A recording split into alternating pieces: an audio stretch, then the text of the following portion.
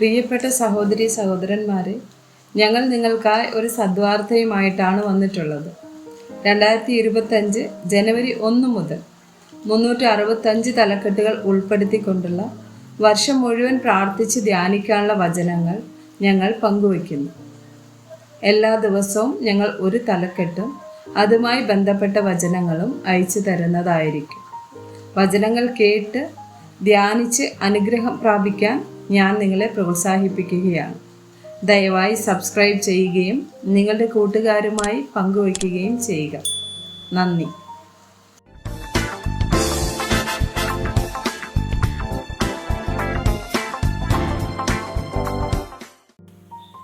ദിവസം 39. കുറ്റമില്ലാത്ത.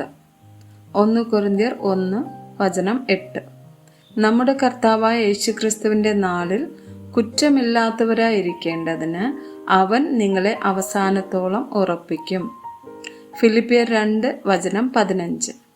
അവരുടെ ഇടയിൽ നിങ്ങൾ ജീവന്റെ വചനം പ്രമാണിച്ചുകൊണ്ട് ലോകത്തിൽ ജ്യോതിസുകളെ പോലെ പ്രകാശിക്കുന്നു. 1 തിമോഥെയോസ് 3 2 10 വചനങ്ങൾ.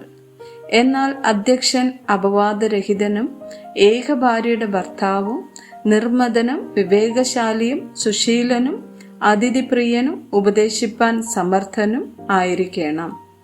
അവരെ ആദ്യം പരീക്ഷിക്കണം. അനിന്ദ്യരായി കണ്ടാൽ അവർ ശുശ്രൂഷ ഏൽക്കട്ടെ. ആമേൻ.